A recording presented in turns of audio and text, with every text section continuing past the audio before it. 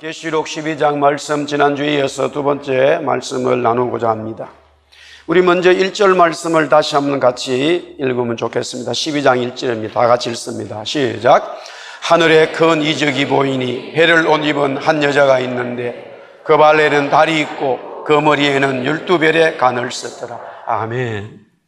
여기에 여자는 교회라고 말씀했습니다. 성도입니다.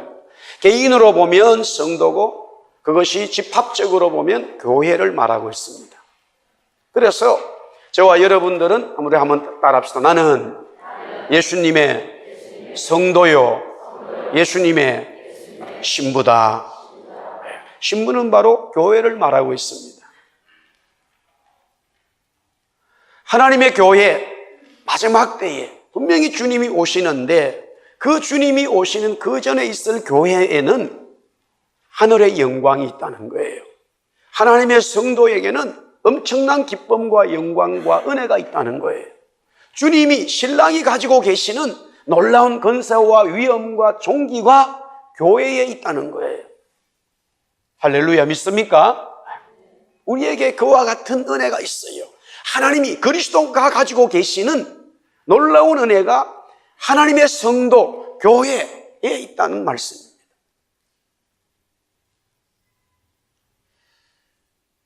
그 다음에 우리 2절 말씀 읽어보겠어요. 다 같이 시작. 이 여자가 아이를 베어 해산하게 되매 아파서 애를 쓰며 부르짖더라. 두 번째 교회에는 바로 사명이 있다는 거예요. 미션이 있다는 거예요. 미션 스테이트먼트가 있다는 거죠. 신랑 예수님이 다 할 수 있음에도 불구하고 두 번째 우리에게 주신 것은 교회의 영광, 교회의 모습은 뭐냐면은 예수님이 하시는 그 사역을 우리가 받아서, 교회가 받아서 사명을 감당한다는 거예요. 그래서 예수님이 그렇게 말씀하셨죠. 이 땅에 있을 때도 너희들 제자들 보고 내가 행한 것보다 더 큰 일을 할 수 있다라고 말씀하셨어요. 예수님은 하나님이고 제자들은 너무나 부족한 인간인데 어떻게 예수님보다 더 큰 일을 할 수 있느냐? 그게 하나님의 능력이요, 그게 하나님의 교회에 임한 사명의 역사입니다. 할렐루야. 그걸 믿어야 되는 거예요. 그걸 믿어야 되는 거예요. 주님 말씀하셨습니다. 돌들을 통하여서도 할 수 있지만 우리에게 그 사명을 주셔서 우리로 하여금, 교회로 하여금, 성도로 하여금, 하나님의 사람으로 하여금 하나님의 사명을 감당하는 것, 그것이 바로 예수님이 오시기 전 우리에게 주신 하나님의 사명이라는 사실이에요. 그 사명을 감당하다 보면은 여러 가지로 이제 문제가 있어요. 여기 보니까 해산하게 되니까 아프고 광야로 도망을 하게 되는, 그래서 세 번째 교회에 대한 말씀 중에는 따라합시다. 교회는 고난이 있습니다. 교회는 고난이 있다는 거예요. 성도는 바로 고난이 있다는 거예요. 성도 교회는 고난이 필수적으로 따르게 되어 있습니다. 마가복음 10장 29절에서 30절에 보니까 이렇게 되어져 있습니다. 예수께서 이르시되 내가 진실로 너희에게 이르노니 나와 복음을 위하여 집이나 형제나 자매나 어머니나 아버지나 자식이나 전토를 벌인 자는 현세에 있어 집과 형제와 자매와 어머니와 자식과 전토를 100배나 받되 박해를 겸하여 받고 내세의 영생을 받지 못할 자가 없느니라. 분명히 그리스도와 복음을 위하여 교회가 사명을 감당할 때에 하나님의 복이 있지만 박해, 고난이 함께 따른다고 말씀하고 있습니다. 고난은 피할 수가 없다는 거예요. 이 부분이 저와 여러분들에게 필수적으로 말씀으로 들어와야 되고 필수적으로 여러분이 인식하셔야 됩니다. 그런데 고난이 오는 것을 원하지 않고 고난이 오면은 무언가가 잘못된 것처럼 여기는 이런 생각에서 벗어나야 되는 거예요. 고난이 오면은 신앙생활을 잘못한 것처럼 자꾸 그렇게 해석을 해버리고 예수 믿으면 하나님께서 복만 주신다고 하는 것에 너무나 우리는 교육되어 오다 보니까 그렇지요. 그것은 교육을 하지 않아도 저와 여러분이 들을 때에 그 이야기만 듣기를 원합니다. 힘들고 고난에 대해서는 받고 싶은 마음이 없기 때문에. 우리의 관점이, 우리의 눈이 우리가 원하는 곳에 집중되어 있기 때문에요. 하나님이 원하는 것을 보여주어도 우리는 그것을 받아들이지 않아요. 장사를 하기 위해서 내가 가게를 오픈했잖아요. 거기를 1년씩 많이 다녀도요, 사람들이 그렇게 많이 다녀도 어느 날 와가지고 그러는 거예요. 아유, 이 가게 언제 들어섰냐? 1년 됐다고, 2년 됐다고, 3년 됐다고. 그래도 거기를 그렇게 아침 저녁으로 다녀도 그 가게를 못 봤다는 거예요. 한심하죠.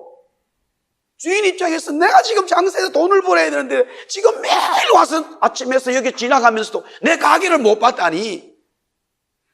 그게 우리 인간이에요. 내가 원하고 있는 삶을 딱 생각하면은 다른 것은 받기를 원하지 않아요. 다른 것에 자꾸 관심을 두지 않는 거예요. 신앙생활 하면서 예수 믿으면서 하나님이 복을 주십니다. 당신 자녀에게 복을 주고 기업에 복을 주고, 그런 소리는 한마디만 해도 막 10마디쯤 받아들는데 100마디를 고난 있습니다, 힘듦이 돼도 안 받아들이는 거예요. 여러분도 아멘 안 하잖아요. 저도 하나님이 저를 부르시고 막 신학교까지 가게 하고 목사 되게 했지만 늘 생각이, 하나님이 나를 통해서 엄청 큰일을 하시고 막 엄청 역사 일어난다, 내 고생은 끝났다, 그렇게만 생각했는데 고생이 계속 되는 거예요. 그러면서도 이 고생은 곧 끝나겠지. 따라합시다. 교회는, 고난은 계속된다. 교회의 고난은 계속되는 거예요. 할렐루야. 그런데 오늘 여기 본문에 보니까 그 고난이 두 가지의 색깔을 가지고 있어요. 오늘 성경의 고난, 교회에, 하나님의 성도의 고난이 있는데 그 고난이 두 가지의 컬러가 되어져 있어요. 먼저 하나는 고통이라는 거예요. 우리가 금방 읽었습니다만 요한계시록 12장 2절에 보니까 여자가 아이를 배었다, 임신했다, 또 해산하게 되니까 아파서 애를 쓰며 부르짖더라. 교회에 고난이 오는데 그것은 고통입니다. 여자가 아이를 임신하고 해산하는 것에 있어 고통은 당연치사예요. 사람에 따라 좀 차이는 있지만 힘든 일이 없는 것은 없어요. 심지어는 산모가 목숨을 내어놓아야 하는 고통도 올 수 있습니다. 교회가 복음을 잉태하고 해산하는 것에 있어서 고통은 필수입니다. 복음의 기쁨과 한의가 있지만 동시에 고통도 있습니다. 모든 산모가 고통을 참듯이 교회 또한 복음을 잉태하고 해산하는 고통을 자연스러움으로 이겨내야 합니다. 할렐루야. 새벽에 신방을 했더니만 아이를 3번째 낳았는데도 그 아이를 잘 놓게 하기 위해서 아프지만은 의사 말도 운동하고 배를 쥐고 왔다 갔다 하는 거 보니까 산모가 아름답다 이 말이에요.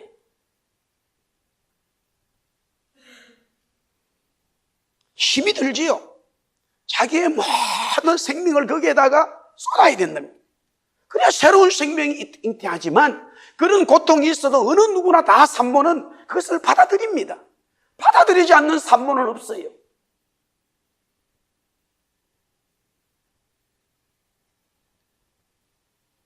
제가 아는 어떤 어머니는 남편이 얼마나 자기를 고생시키니까 남편을 보기가 싫다는 거예요. 그런데 그 남편을 통해서 아이를 가졌다 이 말이에요. 더 힘들어. 그러니까 이 보기 싫은 남편 때문에 자기가 아이를 가졌다고 남편 신발을 다 마당에 갖다 버렸대. 그런데 방에서 아이를 톡 낳았어요. 놓고 나서 핏덩이를 씻어가지고 보니까 너무나 예뻐. 그래서 이 아이를 남편 때문에 얻었구나. 다시 돌아가가지고 남편 신발을 주워 놨대. 그분이 바로 저희 어머니예요.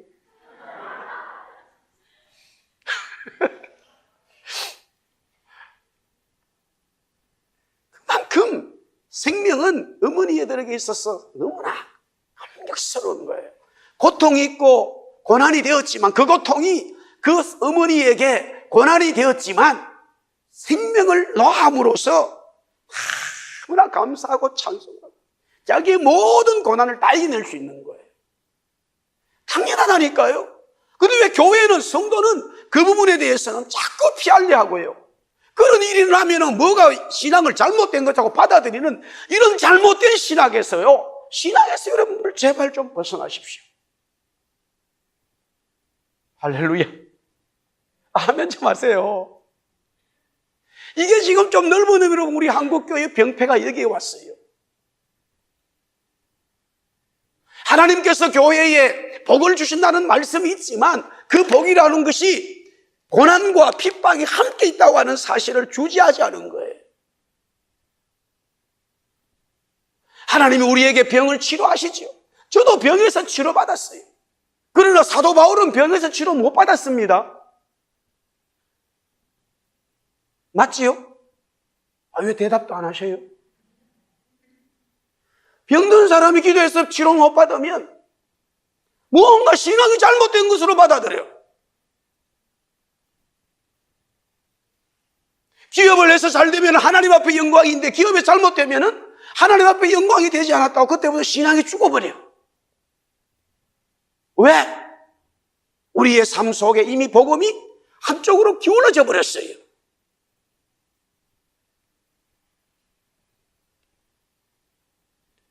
복음은 교회를 통해서 역사하는데 교회 성도는 고통이라고 하는 고난은 필수적으로 있다고 하는 사실을 하나님은 그 교회에, 그 개인에게 하나님의 방법으로 고통을 주심으로써 그 교회와 성도가 복음을 잉태하고 생산하도록 역사하신다는 사실이에요. 그걸 다른 말로 가르쳐 하나님이 다루신다. 따라합시다. 하나님이 나를 다루신다. 이게 마귀 시험이 아닙니다. 이거는 하나님이 다루시는 거예요. 아브라함에게 이삭을 바치라고 그랬어요. 마귀가 시험했나요? 아닙니다. 하나님이 시험한 거예요. 하나님이 다루신 거예요. 하나님이 말씀하신 거예요. 그걸 마귀에다 갖다 붙이면 안 되지요. 하나님이 다루시는 거예요. 하나님이 아브라함에게 아들을 바치라는 거예요. 하나님이 말씀하셨어요. 어느 날 하나님이 다루시는 거예요. 하나님이 아브라함을 통해서 온 열방과 민족의 믿음의 아버지로, 열국의 아버지로 삼기 위해서 복음을 잉태하고 복음을 생산하기 위해서 하나님이 다루시고 있어요. 그래서 아브라함은 하나님이 말씀하셨기 때문에 그 고난, 고통을 받아들여야 되는 거예요. 그 즉 고통을 받아들여야 이삭이 살아서 이삭을 통하여 그리스도의 역사가 나타난단 말이에요. 할렐루야.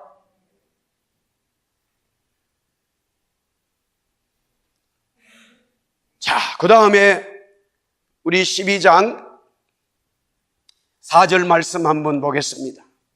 우리 4절 5절 같이 보겠어요. 4절 5절 시작. 그 꼬리가 하늘의 별 3분의 1을 끌어다가 땅에 던지더라. 용이 해산하려는 여자 앞에서 그가 해산하면 그 아이를 삼키고자 하더니 여자가 아들을 낳으니 이는 장차 철장으로 만국을 다스릴 남자라. 그 아이를 하나님 앞과 그 보좌 앞으로 올려가더라. 교회에는 고난이 있는데 그 고난의 두 번째 색깔은 박해예요. 핍박이에요. 스스로 교회가 가지고 있는 고통이 아니라 핍박이 오는 거예요. 박해가 오는 거예요. 여기에 보니까 용이 그렇게 한다. 용은 마귀라고 9절에 나와 있어요. 큰 용이 내쫓기니 옛뱀 곧 마귀라. 사탄이라고도 하며 그랬어요. 마귀를 말하고 있어요. 그런데 먼저 3절에 보니까 우리 한번 같이 읽어볼까요? 3절 시작. 하늘에 또 다른 이적이 보이니 보라 한 큰 붉은 용이 있어 머리가 7이요 뿔이 10이라. 그 여러 머리에 7 왕관이 있는 용 마귀지요. 크고 붉다는 거예요. 여기서 크다는 것은 말 그대로 강하다는 거예요. 힘이 있다는 거예요. 붉다고 하는 것은 의미가 잔인함을 말하고 있어요. 힘이 있는데 그 힘이 잔인함에 이루 말할 수가 없어요.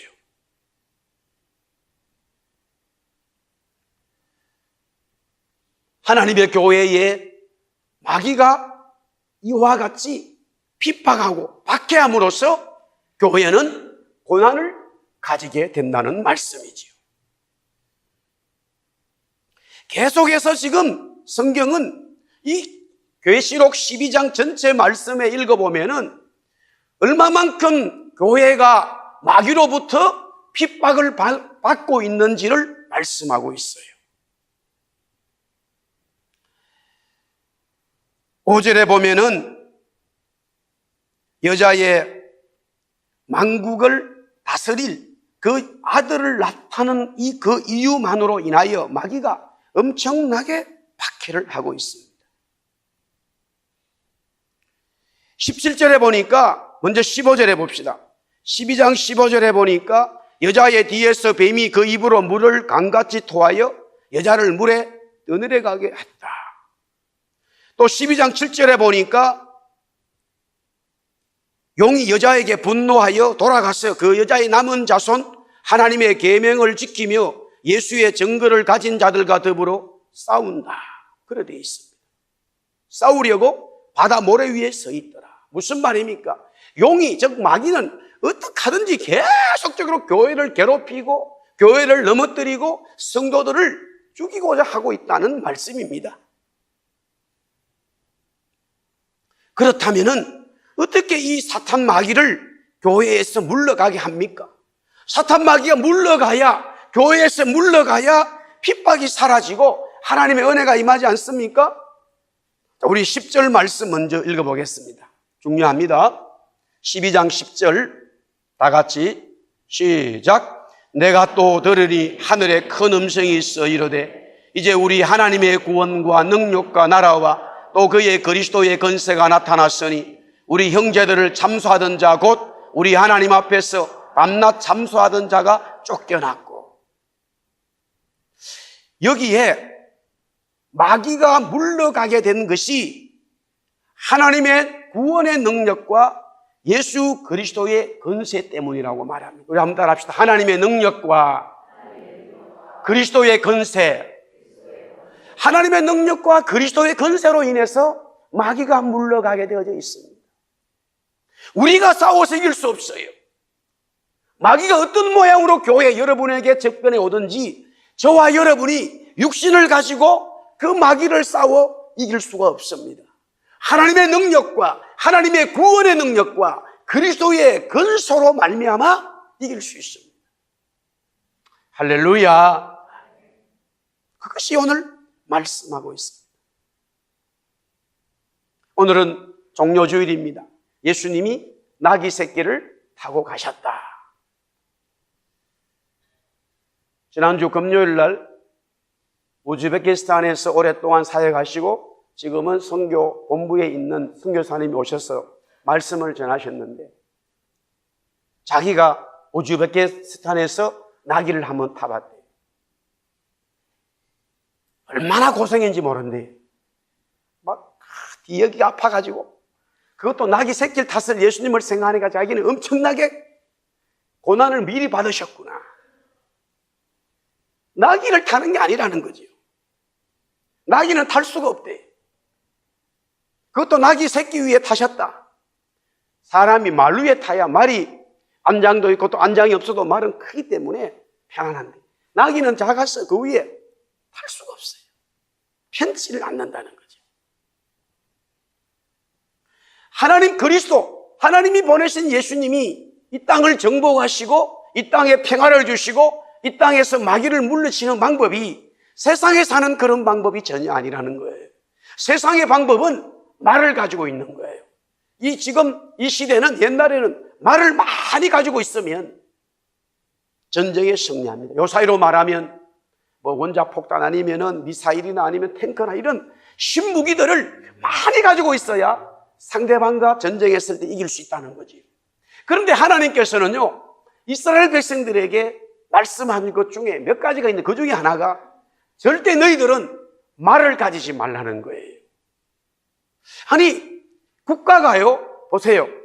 나라가 전쟁을 하고 이기려고 그러면 말들을 많이 준비해가지고 말을 타고 다니면서 전쟁을 하고 또 그 말이 전차를, 병거를 끌 수 있도록 해야 되는 해거든요. 그런데 하나님은 이스라엘 백성들에게는 말을 가지고 있지 말라는 거예요. 다윗과 솔로몬이 있어요. 다윗은 아버지고 솔로몬 아들이잖아요. 당연하죠. 그런데 내용이 너무나 달라요. 다윗은 하나님 앞에 물었어요. 하나님 어떻게 할까요? 그러니까 하나님이 이번에는 정면 공격을 해라. 하나님 어떻게 할까요? 후미를 쳐라. 하나님 어떻게 할까요? 별똥들을 만들어라. 하나님 어떻게 할까요? 이번에 여포를 쳐라. 하나님께서 전쟁에 승리를 주시는 거예요. 전쟁할 때마다 승리를 하니까 상대방이 가지고 있던 말들을 다 보유하게 됐어요. 뺏하게 되어졌어요. 그때에 다윗은 어떻게 하는지 압니까? 그 좋은 말들을 전부 다 힘줄을 끊어가지고 야외로 다 보내버리는 거예요. 그냥 와일드 호스 되도록 다 보내버리는 거예요. 다윗을 따르는 사람들이 와, 이거 왜 어떻게 이러면 다음에 우리가 어떻게 전쟁을 합니까? 이 말들을 가지고 싸워야 되지 않겠습니까? 하나님이 도우신다는 것을 믿음으로 표현한 거예요. 그게 믿음입니다.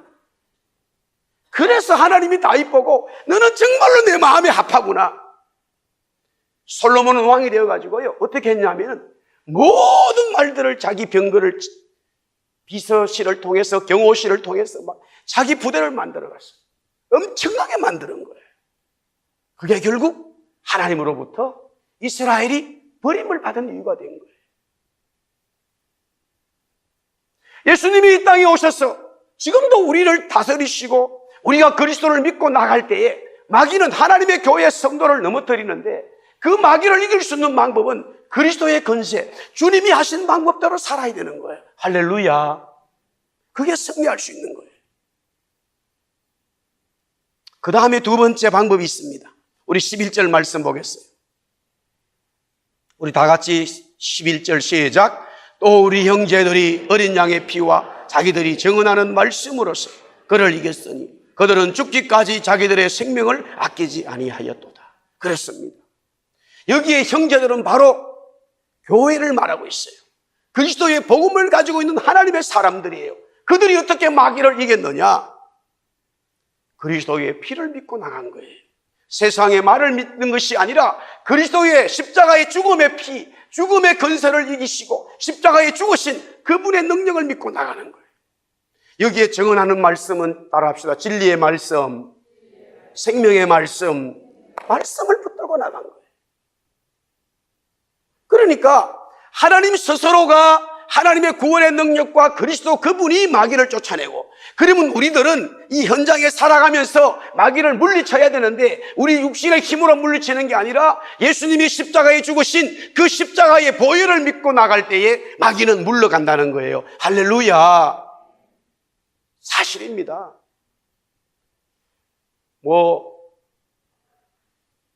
지난주에 신문에, 기독교 신문에 목사님들도 우울증이 걸려 있다는 거예요.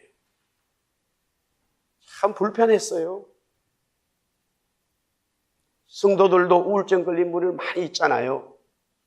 저는 끊임없이 우리 교회에서 이 더러운 우울증, 정신병 물러가라고 기도합니다. 할렐루야.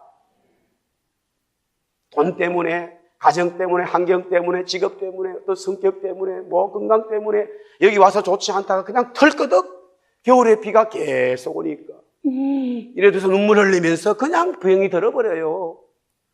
비가 오면 너무나 아름답고 찬송이 나와야 되는데 그런 사람들 종종 봐.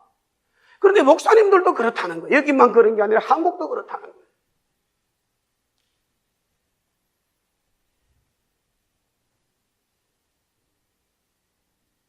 차에서 신문을 이렇게 우리 아들이 보더니만은 이게 잘 내용을 모르니까 이게 뭐냐고 묻더래서 우울증 걸린 목사님이 있다 그러니까 부인이, 사모님이 괴롭혀서 그러냐고 나한테 묻더라요.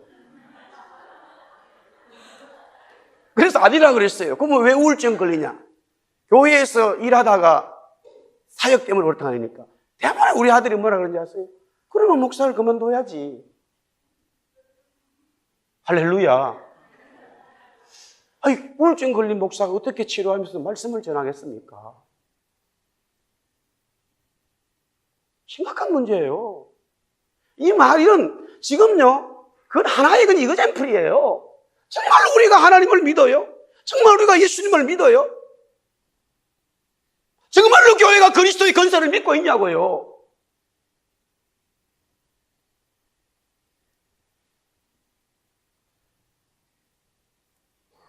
병이 걸려서 치료하지 않는다 하더라도 하나님을 믿을 때는 우울증의 문제는 다른 문제예요. 당신의 육체의 병이 아니라니까요. 영적인 문제잖아요. 우리는 누구나 그런 병을 받을 수 있어요.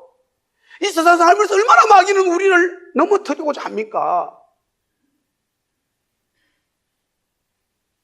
물론 그런 믿음의 진보를 가기 위해서는 정말로 말씀의 훈련을 받아야 되고, 우리는 인격이기 때문에, 인격을 가지고 있기 때문에 윽박지를 수는 없지요. 그래서 그 말씀으로 치료하는 그런 방법적인 것은 얼마든지 우리가 좋은 방법으로 연구를 해야 되지만 본론적인 것은 그렇다는 거예요. 정말로 정언하는 말씀, 진리의 말씀, 생명의 말씀을 우리가 받았다면은, 교회가 받았다면은 우리는 그 말씀을 통하여 마귀의 모든 것들을 이겨나갈 수 있다라고 말씀하고 있습니다.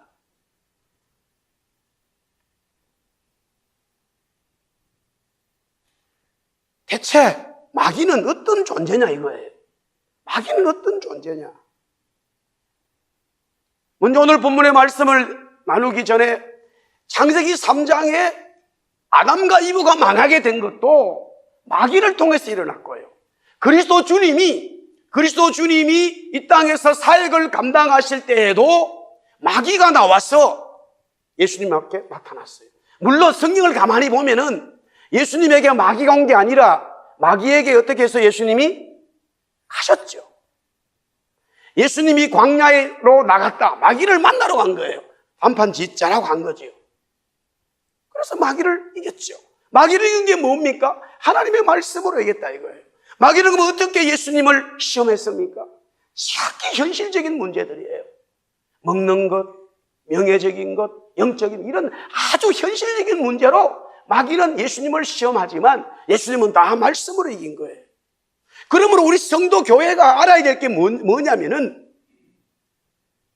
분명히 우리는 이 땅에서 살아갑니다. 먹어야 되고 입어야 되고 살아야 되는데, 그것이 하나님께서 역사하시는 것으로는 것을 잘 영적으로 봐야 되는 거예요. 그렇지 않으면 마귀는 우리를 그런 일로 통해서 우리를 넘어뜨리는 거예요.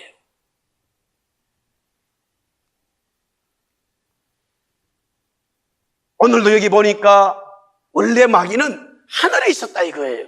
하늘에 있었는데 교만해져 가지고 하나님으로부터 쫓김을 받으니까 나가지 않으려고 배항을 했어요. 그래서 하나님의 천사장 미가엘이 그 루시엘과 그의 부하들을 쫓아낸 거지요. 그들이 쫓김을 받으니까 그때부터 이 땅에서 하나님의 백성들을 괴롭히게 되었다. 그런 내용입니다. 이사야서, 에스겔서 말씀에 보면은 먼저 그 에스겔 28장 12절에서 19절에 보면요, 이런 말씀이 있어요. 너무나 마귀는 원래부터 마귀는 엄청나게 창조를 받았어요. 하나님은 아니지만 천사장으로서 어마어마한 창조의 역사를 경험했어요.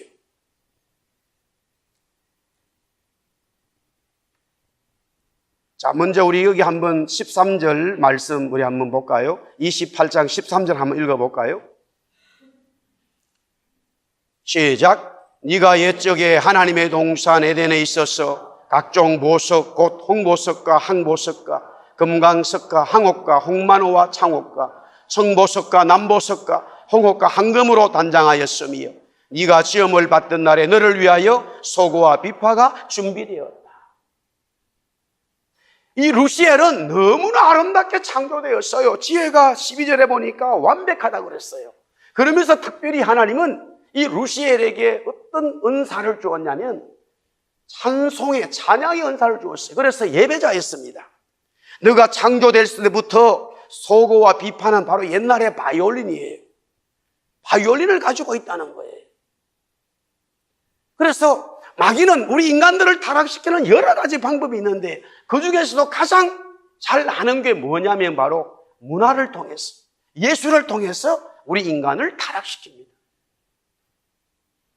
뭐 이런 얘기 하려면 끝이 없어요. 저는 요사이는 뭐 이렇게 이제 다니면서 그런 일을 안 하지만은 제가 서울에 있을 때 아이들 뭐 이렇게 가르치고 또 교사들 뭐 찬양대 또 이렇게 무슨 뭐 세미나 할 때, 전에 한국에 제가 서울에 있을 때죠.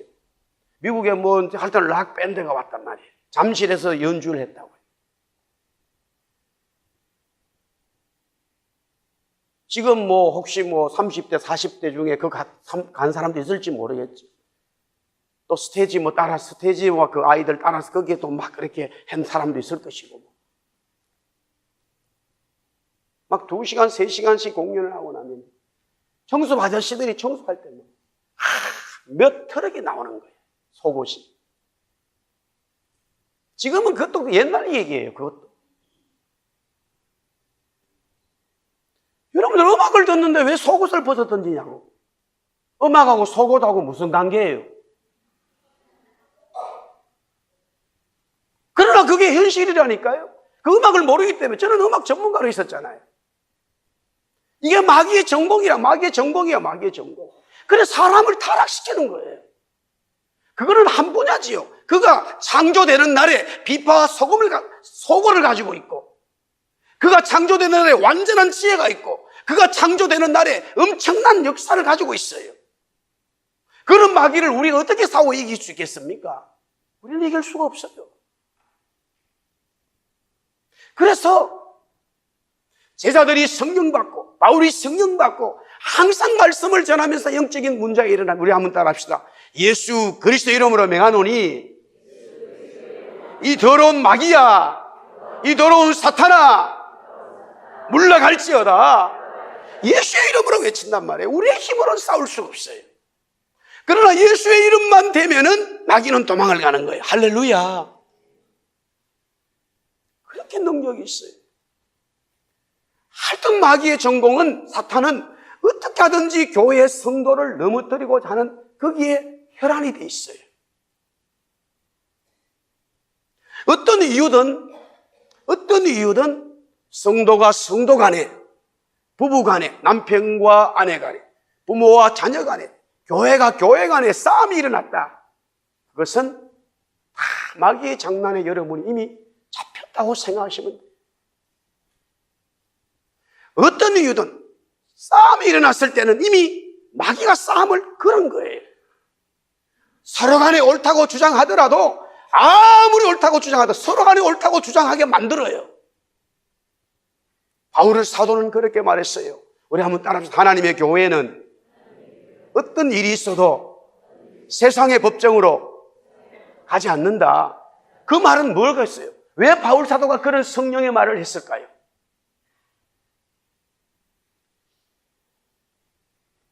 이미 마귀에게 잡혔기 때문에. 그러므로 이 마귀는 너무나 능력이 많은 하나님의 지음받은 천사장이었지만 그가 교만해서 하나님 앞에 쫓김을 받은 거예요. 자, 13절 말씀. 다시 우리 계시록 12장 13절로 오겠어요? 한 번 더 읽어보겠습니다. 시작. 용이 자기가 땅으로 내쫓긴 것을 보고 남자를 낳은 여자를 박해하는지. 여기 중요한 말씀이에요. 남자를 낳은 여자. 남자가 누구냐? 바로 복음이죠.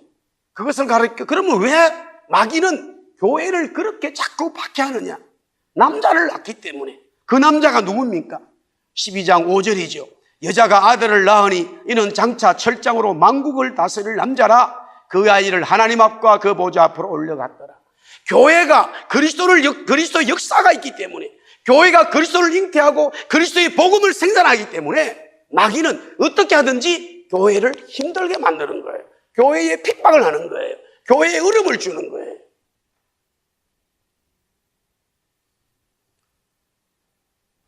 그러므로 우리가 주님 오실 날 때까지 우리 스스로 복음 때문에 자연 발생적으로 일어나는 고통은 기쁨으로 찬송하면 되는 거예요.